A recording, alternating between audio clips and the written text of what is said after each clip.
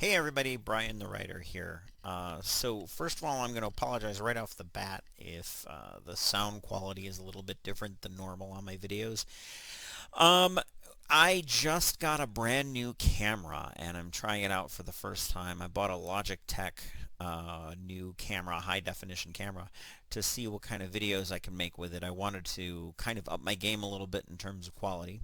So I figured I would start with this first video, and so there's something that I've been wanting to talk about a little bit for a while now.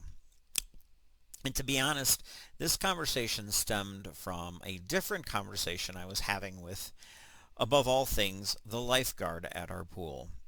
She's a very talented artist. Her name is Jess.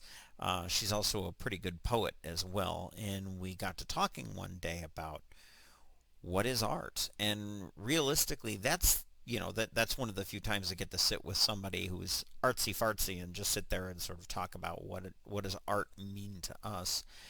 Um, and so that's really the point behind all this is, we want to have that discussion on what is what is art, and where where do we see art? Where do I see art? Because I know that as a writer, oftentimes we aren't necessarily always held up as artists, and I think that's a bit to our detriment. But I kind of blame, I hate to say I blame society, but I blame society because when you go to school, we do things like we teach art classes, we teach music classes, we teach all kinds of classes, history classes. We go through the great painters of our time. We go through the great pieces of art that we can find on the wall. And I think that that gives someone the impression that this is art. This is what art's supposed to be. I want to share with you a story. Here, my wife and I we were in Paris, and we got tickets to go to the Louvre. Well, we got the early passes, so we get to go around the line, and which was good because there was a ton of people waiting to get into the excuse me, waiting to get into the Louvre, and we got in, and I grabbed her by the arm, and we ran through the Louvre Museum to the Mona Lisa. And I had been already warned that the Mona Lisa is, while it's held up as being some great painting, and it is a great painting, no doubt about it. Um, it's really not what you'd think. You see it in pictures, and you get the impression that the Mona Lisa is this big piece of artwork, and it's not. It's actually really really small. I own a painting done by a Russian painter, and it's actually like four times larger than the Mona Lisa. So it, there's a lot of hype there, but it's still an interesting piece. It's interesting to go watch. Uh, in the Louvre, there are two paintings which I would put up as being better than the Mona Lisa and definitely more capable of capturing my attention.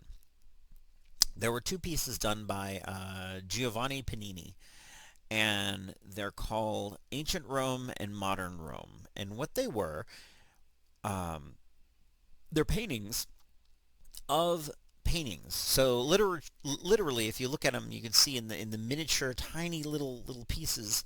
You can see tiny little paintings in this big painting, and it's huge. I mean, it's got to be, oh, I don't know, maybe 8 feet by 6 feet, and that's just one of them. Um, and you can see all of the little paintings that were there.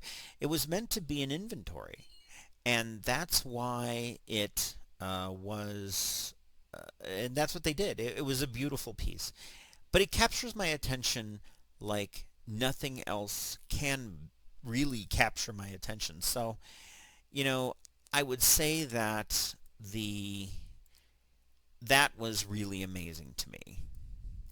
And because of that, I think I think it sort of changed my perception of what is truly art. because the Mona Lisa, modern Rome, New Rome, uh, the Venus de Milo. I mean, all of these great artworks are really they're just paintings and sculptures. They're not necessarily art in and of themselves. I started to think about this in terms of a book. When you're reading a book, the story doesn't happen on the page. So, for example, where I've got a copy of the Dean Cordain books. This is the not for release version that I read before the book gets released. But the story doesn't happen here. Okay, the story actually happens up here in your head. That's where the art takes place. The art doesn't take place on a canvas. That's where the painting takes place. The art is how you interpret it, how you look at it.